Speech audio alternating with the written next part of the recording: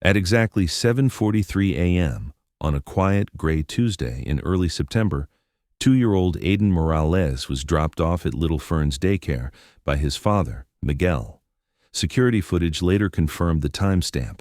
Aiden was bundled in a blue dinosaur raincoat, his Spider-Man lunchbox swinging from his hand as he trotted beside his father into the front vestibule. The lobby camera caught Miguel signing the check-in tablet before giving his son a short hug, ruffling his hair, and heading back out into the light rain. He had done this dozens of times before. The building was secure, with keypad entries at every external door, and inside, the routine was always the same. Aiden was assigned to the Bluebird Room, a space designed for toddlers between 2 and 3 years old. It had foam flooring, low tables, a toy shelf, and one soft reading corner near the nap mats.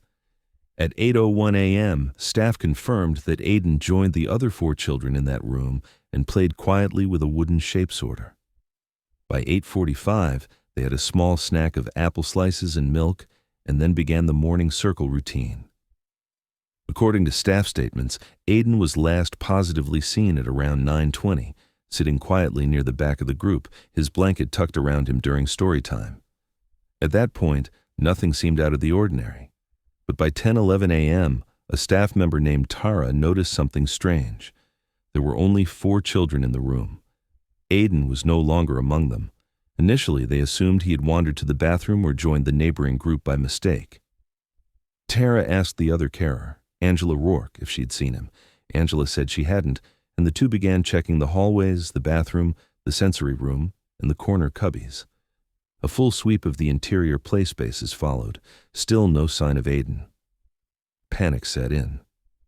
By 10:25, the director of Little Ferns, Rachel Stein, placed a call to 911. Her voice on the emergency dispatch recording was already trembling. "We can't find a toddler," she said. "We've checked everywhere, every room, every hallway. He's gone." Within minutes, local police arrived and initiated a building lockdown. They secured the perimeter, interviewed staff, and immediately requested access to security footage. Little Ferns had a basic but functional system: 4 internal cameras in the hallways and common areas, and 1 exterior camera facing the parking lot. Officers reviewed the footage going back to that morning. What they saw was baffling. Aiden never appeared in any hallway footage after he entered the Bluebird Room. No one saw him walk out. No exit doors opened. No one suspicious entered the building. No adults were recorded leaving with a child in tow. All children are accounted for in the other rooms, all staff present, all doors secured. The back door, which led to the fenced playground, required a security badge and PIN. The front lobby was manned by a receptionist and locked from the inside. In terms of physical security, everything checked out. There were no signs of forced entry. No alarms had been triggered. No unknown fingerprints. From a procedural standpoint, it should have been impossible for a 2-year-old to leave without being noticed. By noon, Miguel and his wife, Nora, were on site, inconsolable. Miguel had received a call from the daycare while at work, initially thinking Aiden had hurt himself. He told police he dropped everything and ran when he heard the word missing. At the same time, Nora left her clinic shift mid-patient, collapsing when she pulled into the parking lot and saw police cruisers and yellow tape. For the Morales family, the day fractured into moments of disbelief and dread. They were led to an interview room, questioned separately, and asked about any medical conditions Aiden might have had. None. Any recent family issues? Number custody disputes? None. Anyone who might want to harm them? Absolutely not. Miguel was a data analyst at a regional bank. Nora worked as a nurse practitioner. Their lives were quiet, suburban, and structured. Nothing about them, at least on paper, suggested chaos or controversy. As the investigation intensified, every inch of the daycare was searched. Storage closets, staff break rooms, supply cupboards, even the ceiling tiles were lifted and examined. Officers moved from floor to floor, opening drawers, inspecting bins, and tapping on walls. Nothing? No fibers, no shoe prints, no discarded clothing, no signs of a struggle, just the quiet hum of fluorescent lights and the buzz of confused whispers from staff. Aiden's personal items were still in his cubby: his hoodie, his sippy cup, and his rain boots. His blanket was missing, though, along with the small plush frog he always carried with him. These were the only indicators that he may have taken something with him, if he had left on his own.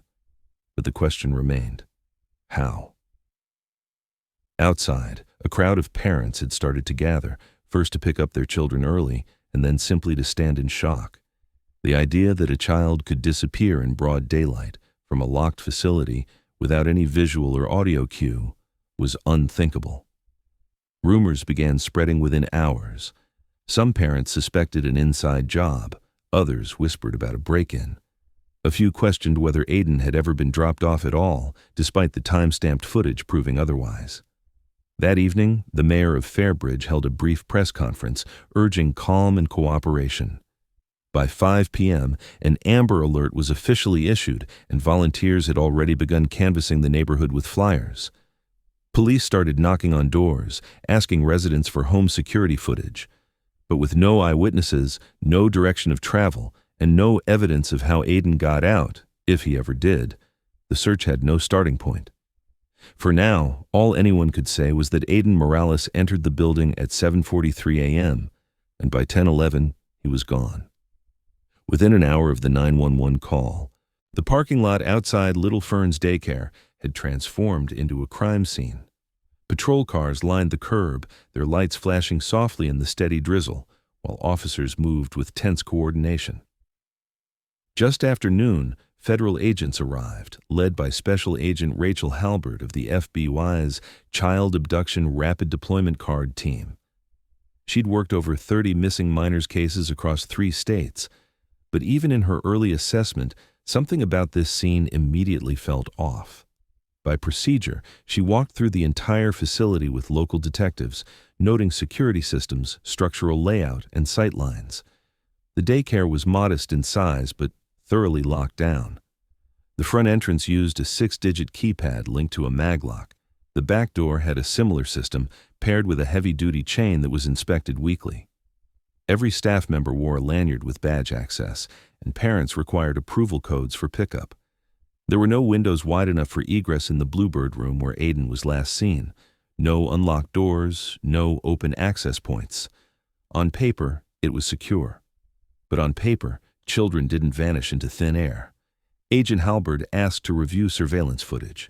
The daycare system had 5 cameras, one in the front lobby, one pointed at the rear hallway, one above the shared indoor playroom, and 2 on the ceiling exterior, one for the parking lot and one at the back fence.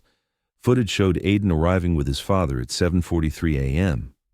He entered the building, turned left into the main corridor, and was guided into the Bluebird room. After that, he was never seen again. No footage ever captured him leaving. From 7:45 to 10:15, all exit doors remained shut. No unidentified persons entered, no adults left with the child. No strange vehicles appeared in the lot. There was no sign of forced entry or disturbance. It was like the child had vanished inside the building, without a trace. Halbert conducted interviews with every adult on site: teachers, aides, janitors, the receptionist, and even the delivery man who dropped off snacks at 9:35 a.m. All were accounted for. None reported seeing anything unusual, no raised voices, no sounds of distress. No one saw Aiden near any doorway. No one recalled him crying or trying to leave. The aides in the Bluebird room, Tara Jensen and Angela Rourke, both insisted they had eyes on the children for most of the morning, except during the short period when one stepped out to retrieve art supplies. That window, they now realized, was enough time for something irreversible to occur. Yet even during that moment, hallway cameras showed no one exiting. The only unlocked internal door led to a staff restroom, but it was empty when checked. By mid-afternoon, K9 units were brought in. The dogs picked up Aiden's scent in the nap room, near his mat. Then nothing. No trail led to the exits, no scent on the back porch, no trace in the parking lot. Forensics dusted every doorknob, window, and piece of furniture. Nothing out of place. The Bluebird room looked exactly as expected for a room full of toddlers, messy but innocent. There were no bloodstains, no dragged fibers, no broken hinges, and no displaced floor tiles. They even checked the HVAC vents for signs of tampering. Nothing. The theory of abduction was initially entertained. Maybe someone had slipped in, bypassed the cameras, and taken the child. But that idea collapsed quickly under scrutiny. There were no signs of unauthorized access. The exterior cameras ran on a 72-hour loop and captured every second. No van parked out front. No stranger loitering near the building. Even at the fence line. Nothing. The area around the daycare was surrounded by residential homes, and officers canvassed door to door asking for Ring camera footage, dash cams, or anything that might reveal movement. Residents complied, some even cried, but none had seen anything out of the ordinary. No child wandering, no scream, no struggle. It was as if time had swallowed him. Back inside, authorities turned their attention to the building's structure. Were there blind spots, hidden corners, old storage spaces that weren't clearly documented? A maintenance worker from the school district was called in to review the original blueprints from 1998. No basement, no crawl space. The building had been remodeled 2 years prior with updated security features. Everything checked out. Every square foot of the facility had been accounted for. No false walls, no unusual voids behind drywall, nothing that could hide a child or a person. Just a classroom, a hallway, an office, and some locked cabinets. As word spread, the town of Fairbridge began to panic. Parents demanded answers. Reporters hovered on sidewalks, asking impossible questions. By nightfall, the police chief gave a short statement to the media. "We have no indication that Aiden left the premises. We are working with all relevant authorities to determine exactly what occurred." It was a calculated sentence, deliberately vague, because behind the scenes, there were no real leads. Just one impossible truth. A toddler had disappeared from a locked building with no witnesses, no signs of escape, and no physical evidence of movement. Inside the command post set up in the staff lounge, Agent Halberd sat staring at a whiteboard now covered in timelines and maps. At 9:20 a.m., he was there. By 10:11, he wasn't. Every logical explanation, wandered off, abducted, injured, hidden, had already been tested and failed. There were no noises reported, no alarms, no trauma indicators. The silence of the building wasn't just eerie. It was damning. Aiden was gone, and they couldn't explain how. And with every passing hour, the odds of finding him alive dropped lower. Still, something didn't add up. Halberd stared again at the floor plan. If he didn't leave, then he had to be somewhere.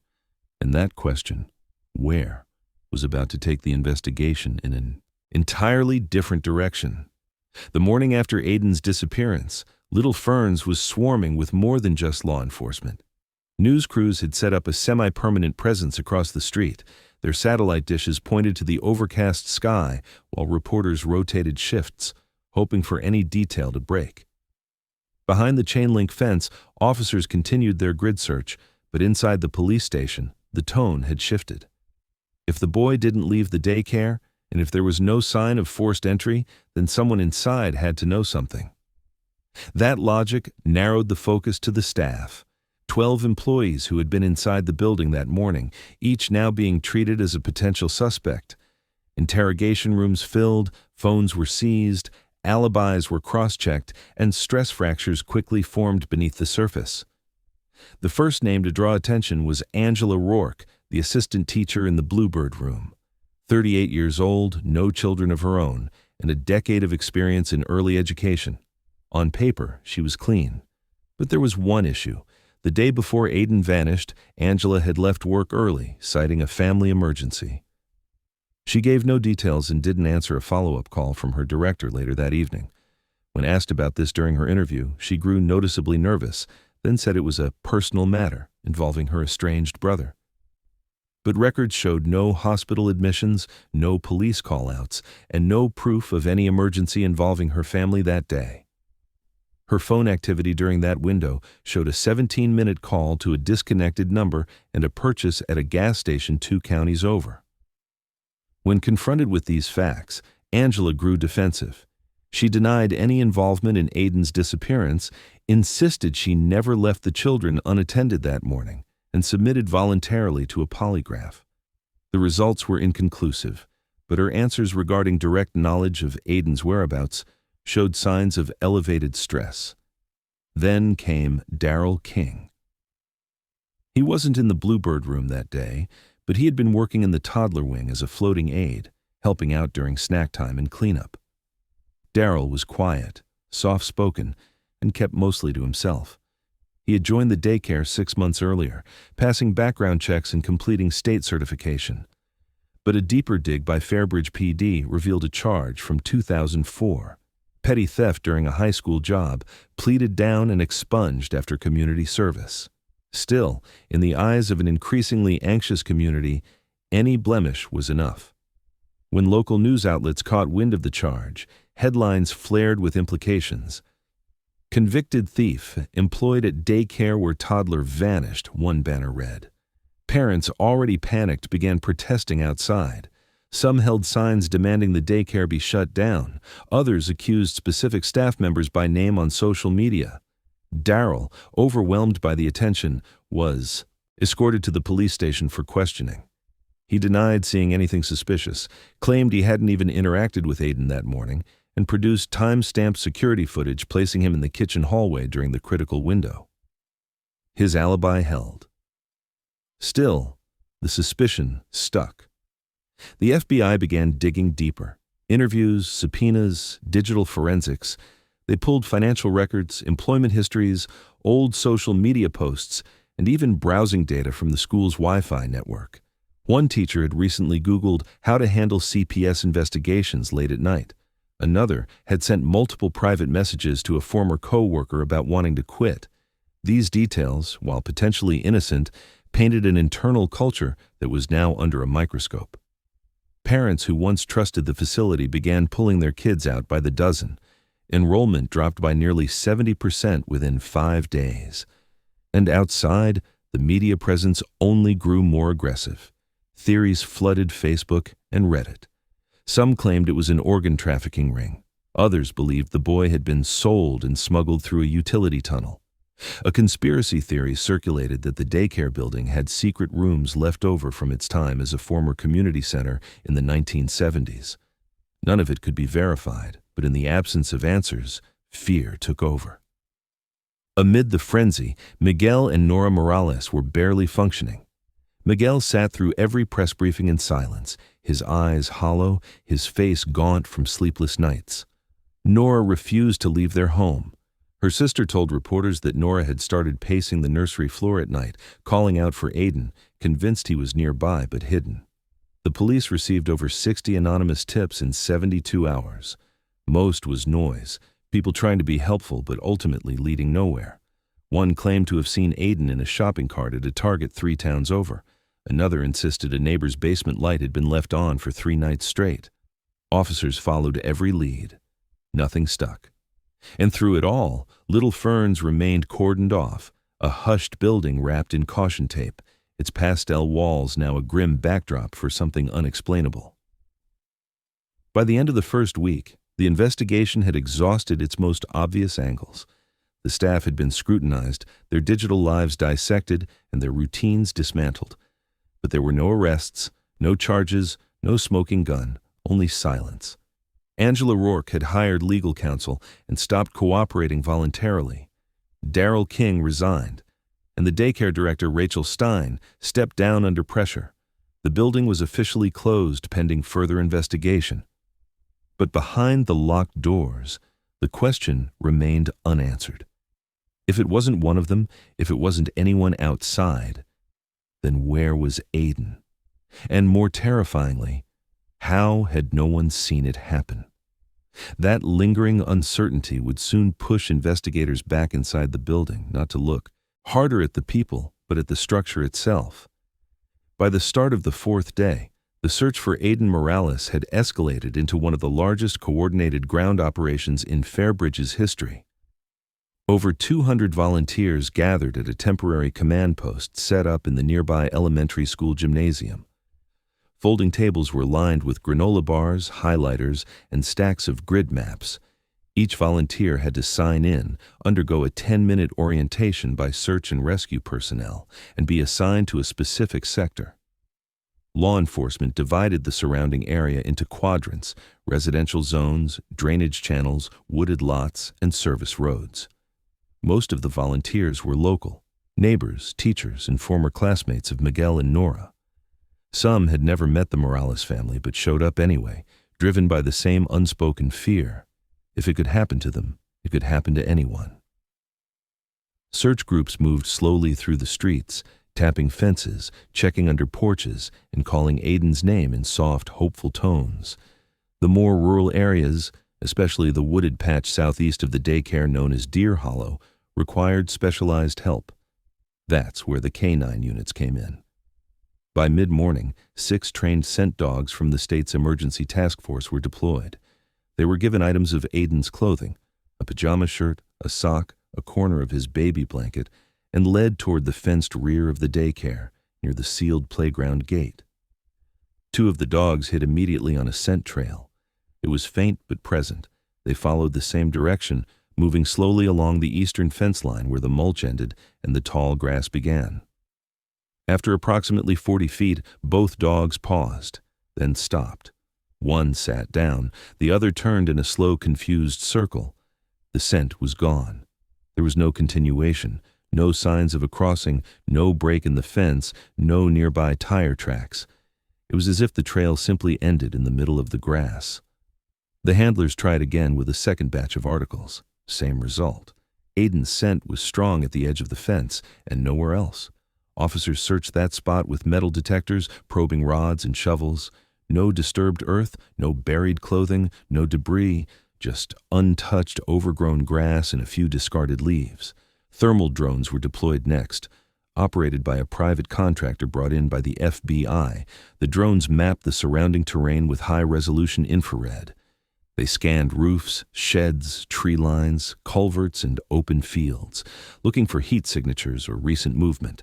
Nothing unusual registered. The largest thermal readings came from nearby homes and passing vehicles. The woods was silent. Helicopters circled a 5-mile radius, pausing to hover over water retention basins, abandoned barns, and a mile-long stretch of dry creek bed known to attract local wildlife. Still, nothing. The silence was oppressive. By nightfall, the maps in the command center had been marked, highlighted, and rechecked. Dozens of GPS-tagged dots littered the boards, each one representing a place someone had searched.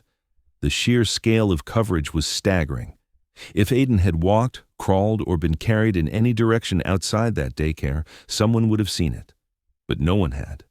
No clothing had turned up, no footprints, no blood, no drag marks, no hint of a diaper or toy, not even trash that could have been his. As night temperatures dropped into the low 50s, fears turned toward survival timelines. 2-year-olds weren't built for long exposure. They couldn't regulate body heat. They couldn't reason through fear. If Aiden had wandered off, unlikely as it seemed, he wouldn't have gone far, and he wouldn't have lasted long. The community clung to theories that involved shelter. Maybe he found a shed, maybe he was hiding in a basement window well, but each day that passed without a sighting chipped away at those hopes. The reality was more brutal. If he was still alive, he was either being held or severely injured. Both options became harder to reconcile as more time passed. Flyers went up across 3 counties. Gas stations, diners, barbershops, schools, libraries, all had Aiden's face now. A soft smile, big eyes, and cartoon frogs on his shirt. Tips flooded the emergency line. One caller thought she saw him at a farmer's market outside Springfield. Officers raced over. It wasn't him. Another man claimed his neighbor had recently started locking his barn and acting strange. Officers investigated. Nothing. As each lead evaporated, so did the momentum. By the end of the 6th day, search teams were scaled down. Volunteers were asked not to return unless specifically contacted. The K-9 units were redeployed to a separate missing person case upstate. Drones were grounded. Only law enforcement and a few private search contractors remained. It wasn't a formal suspension. No one wanted to say that word out loud, but behind closed doors, the message had been made clear. Without new evidence, the search was now officially in maintenance mode. The command post was reduced to 2 officers and 1 caseworker. Miguel still showed up every morning, sitting in his car until someone opened the gate. He didn't speak much, just nodded when given updates. Nora had stopped coming altogether. Her sister told reporters she was barely eating, barely sleeping, barely existing. She refused to throw away Aiden's leftover milk cup from the fridge. On the 8th day, police issued a statement saying that, at this time, there is no active evidence suggesting Aiden Morales exited the daycare premises. By conventional means, it was phrased with intention, vague but heavy. They couldn't say he left. They couldn't say he stayed. And they still couldn't explain how a child could disappear in broad daylight without a single person seeing anything. With the perimeter exhausted and the public growing restless, investigators were forced to return to the one place that had never yielded results, but refused to be ruled out, the inside of the daycare itself. Not the people this time, not the cameras, but the structure, the walls, the crawl spaces, the voids that no one had thought to open because they weren't supposed to be there. On the 22nd day since Aiden Morales disappeared from Little Fern's daycare, the investigation had entered what many in law enforcement refer to as the quiet phase, the point at which the search shifts from a frantic scramble to something colder, procedural, and methodical. Leads had dried up, media coverage had slowed, and behind the scenes, investigators were no closer to understanding how a 2-year-old vanished from a locked facility in broad daylight. But just after 8 a.m. that morning, a call came in that no one expected. It wasn't another parent, or a conspiracy theorist, or someone claiming to have spotted Aiden hundreds of miles away. It was Leonard Shaw, a retired city building inspector who had worked in Fairbridge for over 30 years. He spoke calmly, directly, and with unsettling confidence. He told the officer who answered the phone that he remembered the building that housed Little Ferns from its original layout. Decades ago, long before it became a daycare, it had served as a recreation annex for the Parks Department, and according to Shaw, during a 1986 renovation, a shallow maintenance basement had been built beneath the south wing, an unfinished crawl space used to run plumbing and wiring beneath what is now the Bluebird Room. His voice didn't shake. He wasn't guessing. He remembered signing off on the structural variants himself, and he still had the original documentation. Within 2 hours, Shaw was sitting inside the temporary FBI command office with a rolled-up set of blueprints, yellowed at the edges, stamped and approved by the municipal office nearly 4 decades earlier. The plans clearly showed a rectangular void, 12 feet long, 4 feet high, and 8 feet across, beneath the rear corner of what today was the nap area. Shaw explained that during later renovations, the access point had likely been sealed or covered for aesthetic reasons. But structurally, unless it had been demolished and filled with concrete, that space should still exist. This revelation hit investigators hard. For weeks they had worked under the assumption that the daycare was a one-level structure with no subterranean voids. Their searches, scans, and blueprints all supported that idea. The remodel done in 2017 had passed inspection, but Shaw pointed out that cosmetic remodeling often failed to account for older, non-permitted voids, especially if those voids were thought to be inaccessible or unused. If this crawl space still existed, and if no one on the current staff even knew it was there, it could change everything. That afternoon, structural engineers and forensic teams were brought back in. This time, they weren't looking for a body. They were looking for missing architecture. Using handheld radar and resonance scanners, the team began mapping the subfloor beneath the Bluebird Room. It didn't take long. In the rear right quadrant, just beyond the row of cubbies, the scanner registered a hollow area. Investigators removed a bookshelf, rolled up the playmat, and found what at first glance looked like just another scuffed corner of the floor. But underneath a glued-down vinyl panel, they discovered a sheet of wood, flush with the surrounding surface, painted over, nailed in at 4 corners, and without a handle. The team unscrewed the panel carefully, lifted it, and were immediately hit by a rush of stale, dry air. A flashlight beam revealed the edges of a cramped, cobweb-lined chamber extending beneath the floor. Dust floated in the light. The space was real.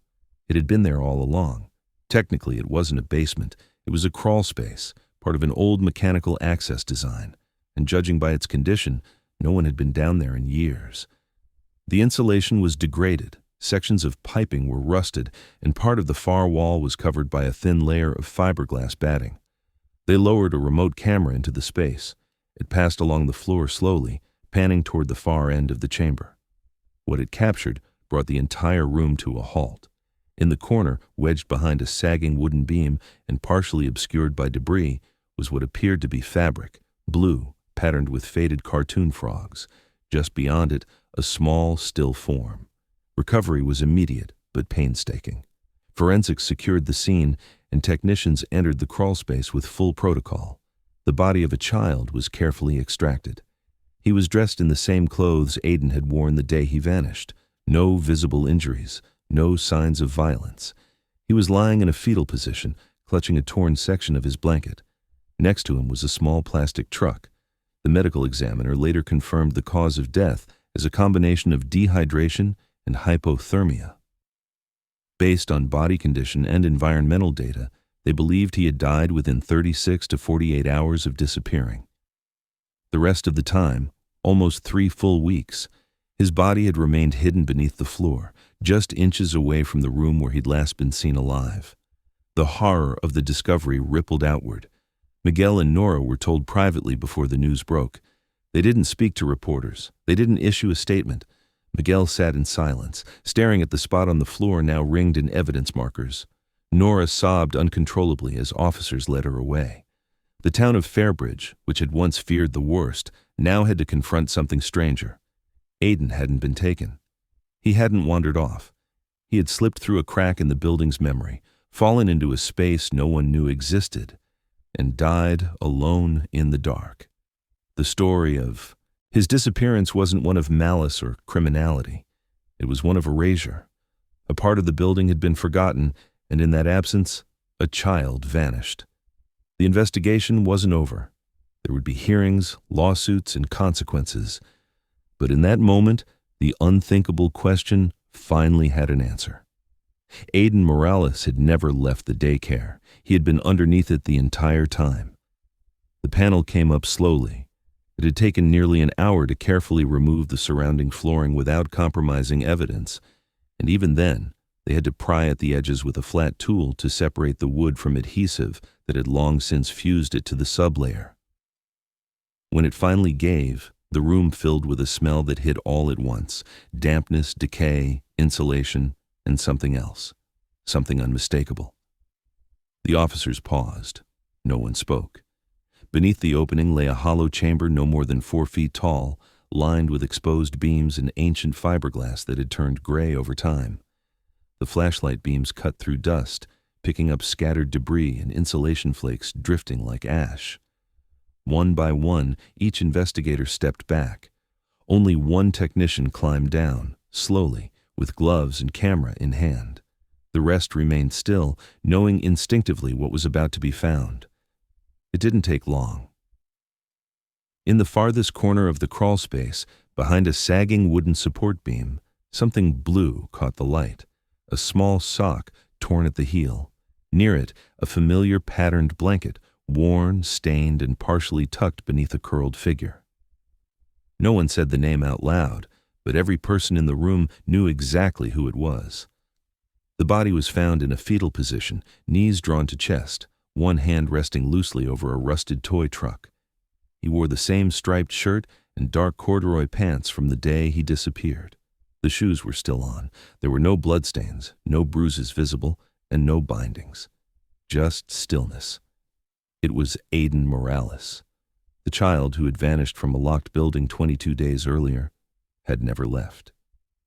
He'd been underneath it, beneath a room filled with children, stories, songs, and staff, entombed in silence, less than 5 feet below where the search had started. Recovery was slow and deliberate. Every inch of the crawlspace was photographed, cataloged, and scanned before the body was removed. Environmental readings were taken to estimate how air, temperature, and moisture may have played a role in decomposition. But even without the formal results, investigators were already whispering the likely answer: exposure. He had died of isolation, dehydration, and the slow descent of a young body losing its fight against cold and fear. There were no defensive wounds, no evidence of struggle, no broken bones, no trauma to the head.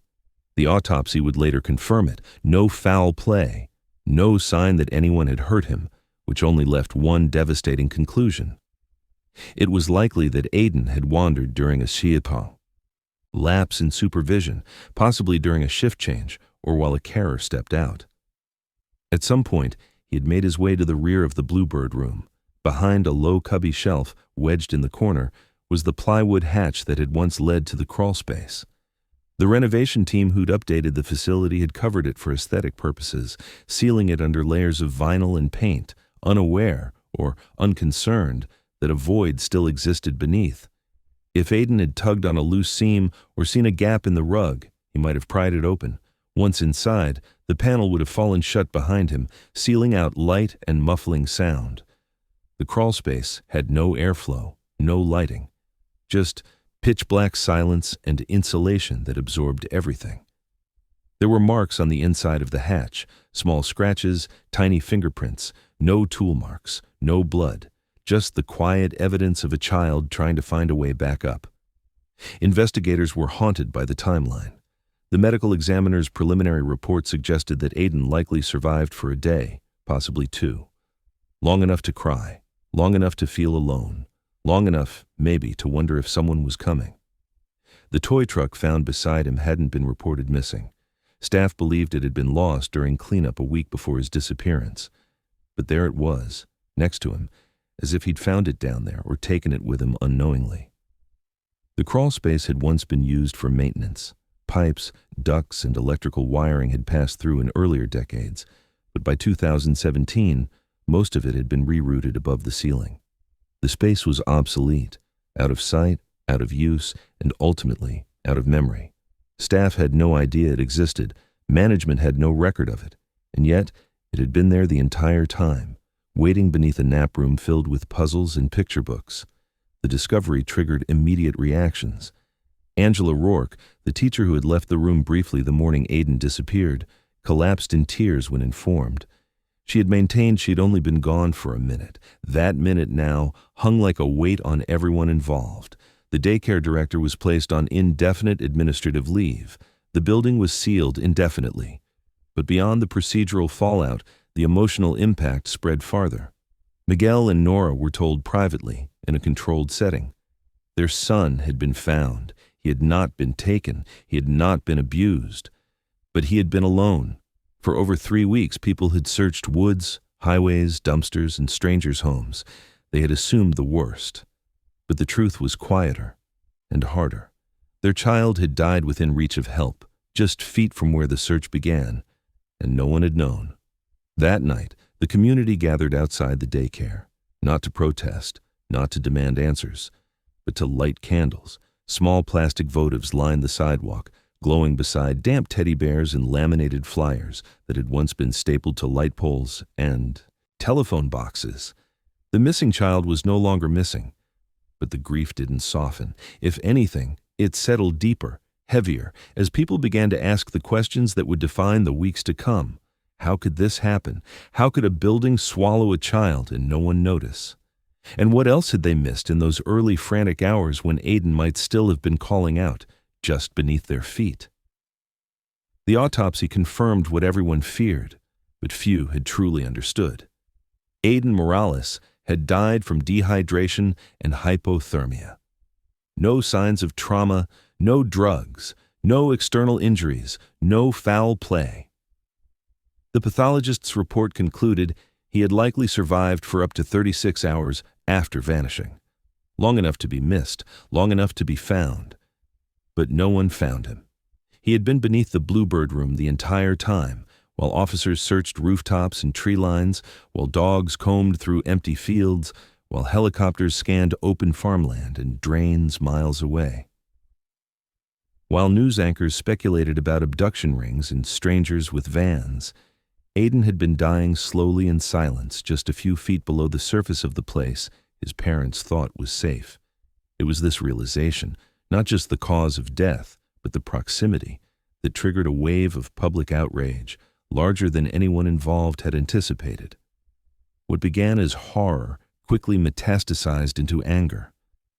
Local media couldn't keep up. National outlets aired back-to-back coverage. Commentators called it one of the most tragic and preventable deaths in state history. The idea that a child could suffocate in darkness beneath a functioning daycare without anyone noticing, despite police presence, despite trained dogs, despite full building sweeps, sent shockwaves through the country.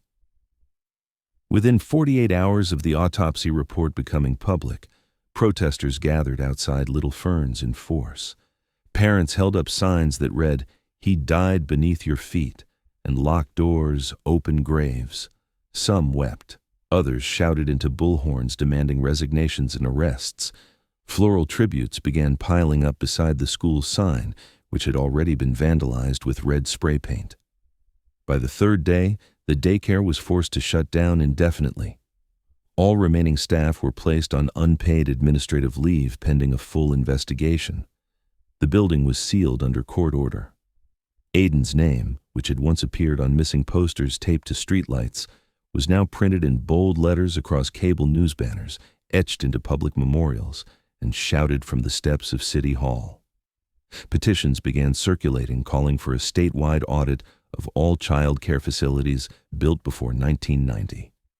Lawmakers issued urgent public statements, vowing reforms, new inspection protocols, and revised safety legislation. But for the Morales family, no legislation could unwrite what had already happened. No resignation could replace the minutes that slipped by while their son lay trapped below. Angela Rourke, the assistant teacher who had been in charge of the Bluebird room the morning Aiden disappeared, stopped answering calls the day after the body was found. According to neighbors, she packed her car and left town before the protests began. Her last known location was a motel in a rural county 3 hours north. She hadn't been charged. There was no indication she had harmed the child. But public opinion had already reached its verdict. She had stepped out of the room. She had left the children unsupervised, and while no one could prove that specific moment had led to Aiden's fall into the crawlspace, it was enough to destroy her life. Reporters found old social media posts from years prior, mild complaints about her job, her pay, and her frustration with management, and repackaged them into narratives of resentment and neglect.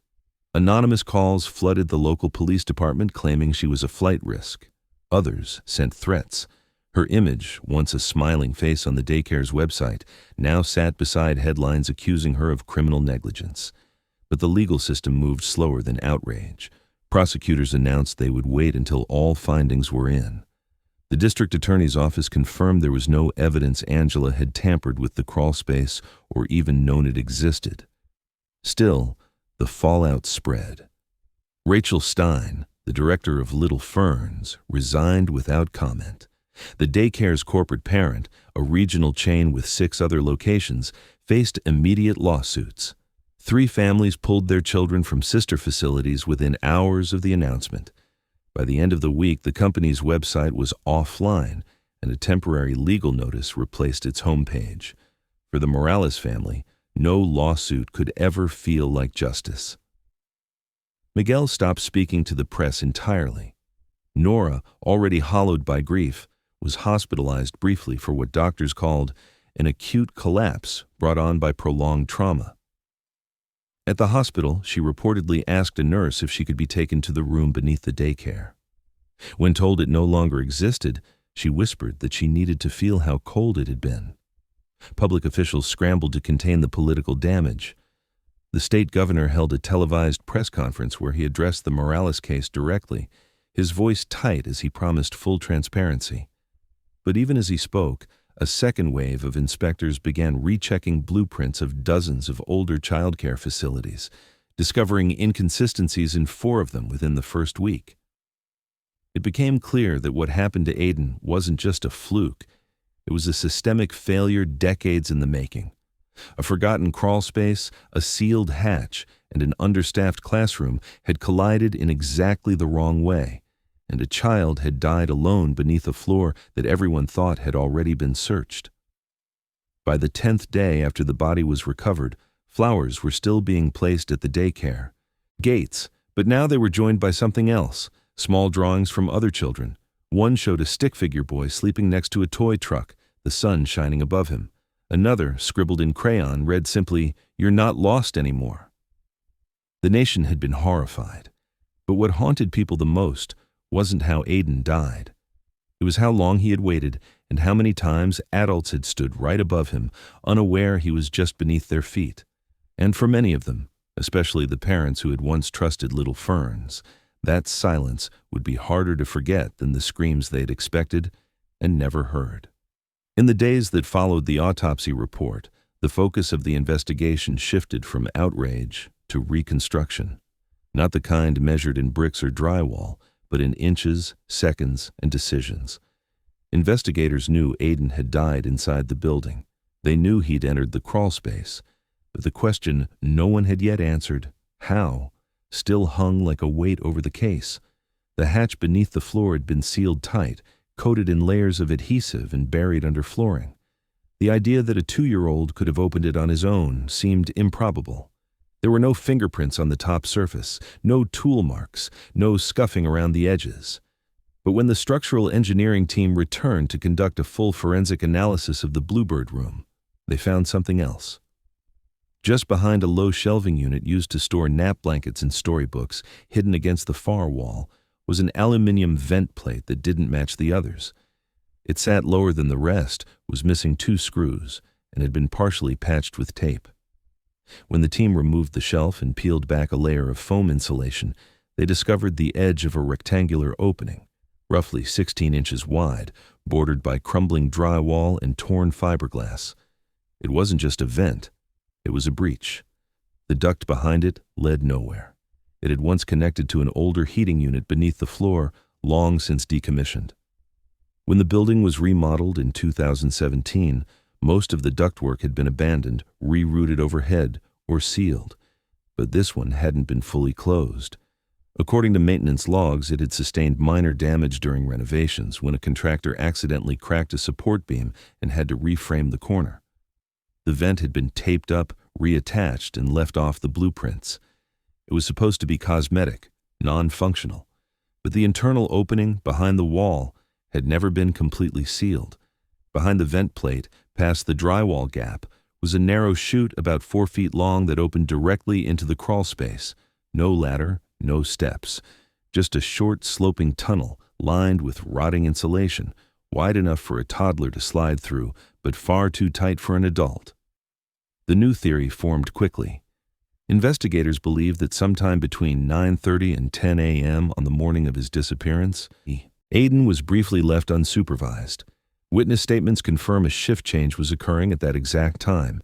Tara Jensen stepping out to grab supplies, Angela Rourke returning from the restroom.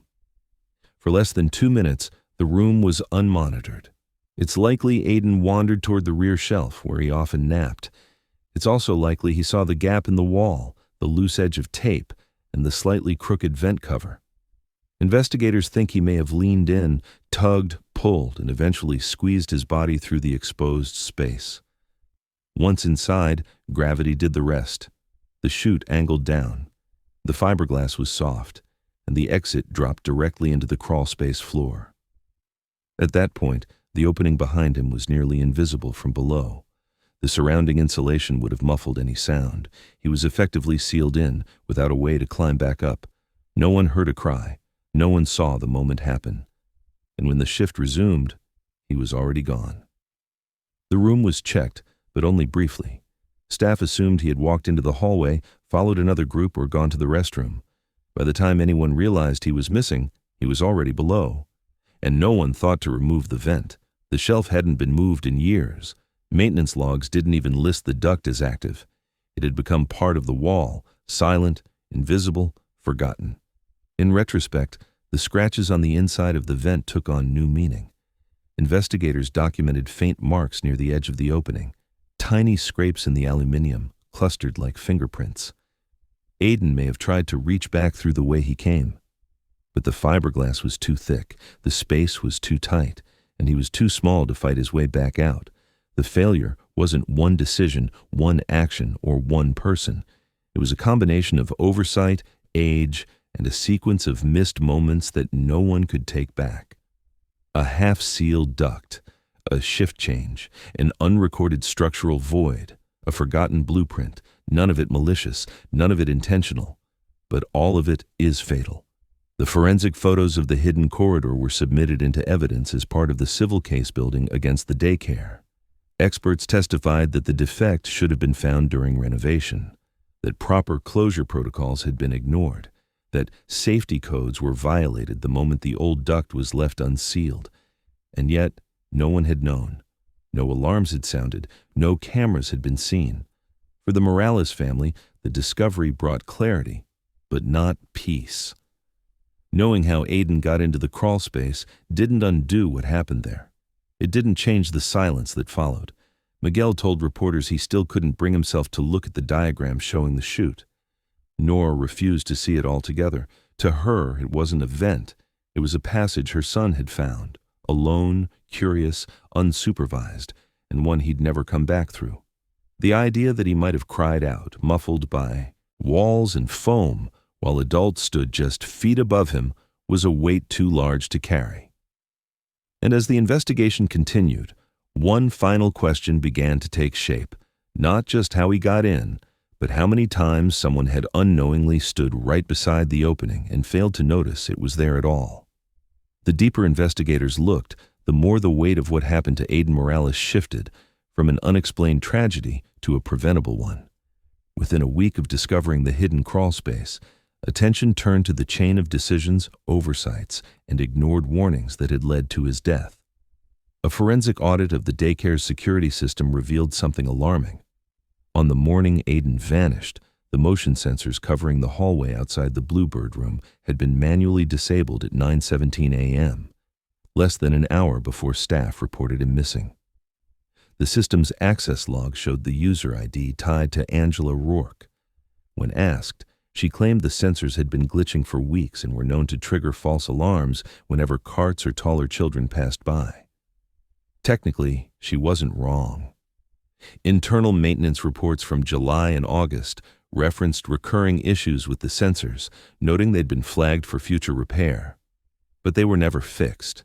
Instead, staff had learned to work around them, and on that morning, Angela had toggled them off just as she was preparing for the mid-morning transition, the time when toddlers would move from free play into snack and nap preparation. The system registered no hallway movement from that moment until after the search began. Further examination of the internal emails painted a clearer picture. In the 2 months leading up to Aiden's disappearance, Angela had sent no fewer than 4 messages to management voicing concern over the state of the facility's upkeep. One email dated August 3rd read, "The vent covers in Bluebird are loose again. We keep taping them, but it's not holding. I'm worried a kid is going to mess with one during nap." Another, sent only a week before the incident, warned of staffing shortages during the morning shift and requested additional support. That request had been marked acknowledged by an administrative assistant, but never followed up on. Staff testimonies confirmed that coverage during the 9 a.m. to 10 a.m. window had become routinely stretched. Angela had been alone in the Bluebird room with 5 toddlers at the time Aiden disappeared, a ratio that exceeded state-recommended guidelines for that age group. When asked if anyone had covered for her while she took a personal call around 9:25 a.m., she admitted no. She had stepped out into the break room for less than 2 minutes, expecting Tara Jensen to arrive any second. But Tara had been delayed restocking supplies and returned at 9:28. That 3-minute gap was all it took. Multiple reports confirmed this timeline. Angela left the room unsupervised, the hallway motion. Sensors were off. The vent near the nap area had been damaged and never properly sealed, and no one noticed the child slipping behind the shelf. The state investigation referred to the events leading up to Aiden's death as a cascade of systemic negligence. Not malice, not criminal intent, but a long pattern of missed red flags, shortcut repairs, and decisions made under pressure that, combined, proved fatal. Prosecutors reviewed the case in detail. Despite intense public pressure, they declined to file criminal charges. In their official statement, they explained that the evidence did not meet the threshold for manslaughter or reckless endangerment under current statutes. Angela's actions, while careless, were not deemed criminal. Nor were the maintenance lapses alone sufficient to pursue charges against the facility's operators. Legally, it was a collapse in duty, not a violation of law. But outside the courtroom, consequences came quickly. Civil suits were filed against Little Ferns Daycare, its parent company, and its property manager. At least 3 separate lawsuits alleged wrongful death, gross negligence, and breach of care. Miguel and Nora Morales retained a legal team and joined one of the class actions. In a public statement issued by their attorney, they said simply, "We trusted this facility with our son's life. They let him die beneath their floor. We want accountability." The state's Department of Child Safety revoked the daycare's license pending further review. Several other facilities owned by the same operator were audited. 2 were cited for minor code violations within the first week. Public confidence in the entire chain collapsed. Enrollments dropped across the board. Former employees came forward anonymously, corroborating claims about rushed renovations, skipped inspections, and pressure to downplay safety concerns to avoid triggering costly upgrades. Angela Rourke, once a quiet staff member known for her calm presence, became a central figure in a national debate about early childhood care standards. Her face was circulated widely in news reports. Opinion pieces labeled her everything from scapegoat to symbol of systemic failure. She refused to speak publicly. Her attorney issued a short statement denying responsibility and emphasizing her long history of dedicated service. But in private, those who knew her said she was devastated. One colleague described her as crushed by guilt, even if she won't say it aloud. Another claimed she had been hospitalized briefly for what was described as an anxiety-related breakdown. Her home was vandalized twice in the weeks following the autopsy report. She eventually relocated. Her current whereabouts are unknown. Behind all the legal motions and policy reviews, one simple truth remained. Aiden Morales had died because a chain of people, decisions, and systems had failed to catch a series of small cracks before they opened wide enough to swallow him. The vent wasn't supposed to be open. The shelf wasn't supposed to hide it. The staff-to-child ratio wasn't supposed to be that low. The motion sensors weren't supposed to be turned off. And yet, all of it happened, piece by piece, quietly, without anyone realizing how dangerous those cracks could become until it was too late. And for Miguel and Nora and the families who once trusted those walls, the weight of that realization would last far longer than any legal settlement ever could. 3 weeks after the morning Aiden Morales vanished without a sound, the last image from the Crawlspace told a story that no one could forget. The recovery team had already photographed the scene from every angle: the torn sock, the rusted toy truck, the position of his body curled tightly against the wall. But it was what a forensic technician noticed near the vent opening that shifted the entire narrative from procedural to personal. Smudged faintly in the dust, half covered by insulation fibers, was the impression of a small hand. Fingers splayed, palm dragged slightly downward, just beneath the metal edge of the broken duct. It wasn't dramatic. It wasn't bloody. It was quiet, deliberate. A moment frozen in sediment and silence, a final gesture reaching for a way out.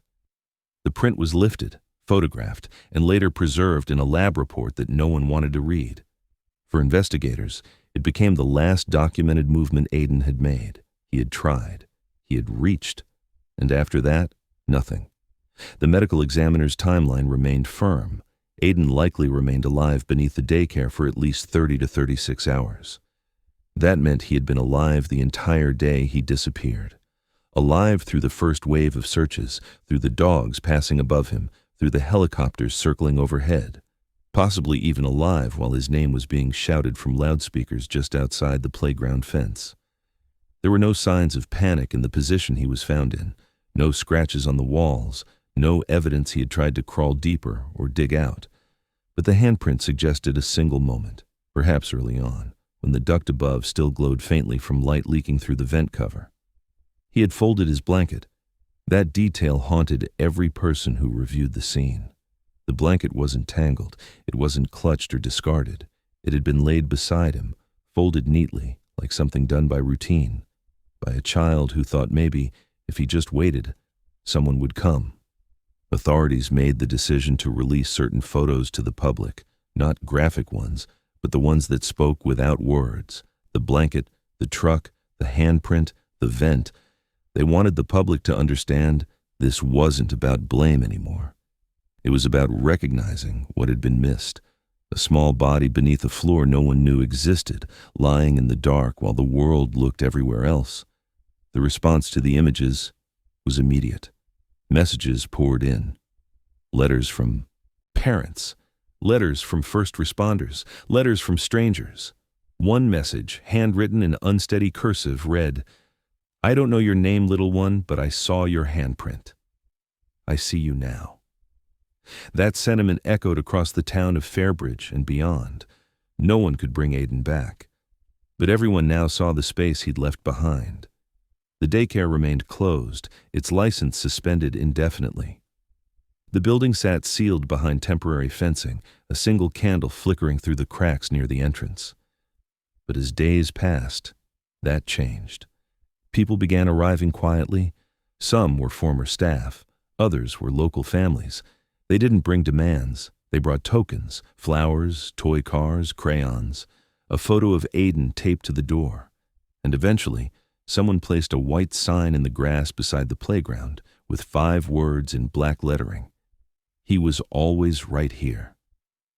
No explanation, no attribution, just the words. That sign stayed up for days before anyone touched it, and even then, it was moved, never removed, becoming part of a spontaneous memorial site along the back wall, just a few feet from where the crawlspace ended.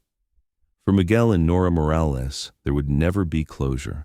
They didn't attend the candlelight vigil that drew over 200 people. They didn't speak to the news cameras when asked, but they came to the site one night after most had gone home. A neighbor recognized their car parked near the corner, engine off, headlights dimmed. They sat there for almost an hour, unmoving. When they finally stepped out, Miguel walked over to the memorial and placed something down, a second Spider-Man lunchbox. Nora followed, resting her hand on the gate for several minutes, then reaching through to touch the concrete foundation beneath the window of the Bluebird room. She didn't cry, at least not that anyone saw. She didn't speak. But afterward, she told her sister something no one could forget. "He didn't try to escape," she said. "He waited. He waited for us." In the end, the mystery didn't close with an arrest or a villain or some terrible act of violence. It ended with something much harder to face, a forgotten blueprint, a broken vent, a sealed crawlspace, a few minutes of inattention, and a child who believed someone would find him. Aiden Morales wasn't taken. He wasn't hidden. He wasn't stolen. He was there, beneath the very room where the search had started, in the silence beneath the songs and storybooks, beneath the soft mats and snack tables and worried staff. And in that silence, the truth had always been waiting, small, quiet, and just out of reach.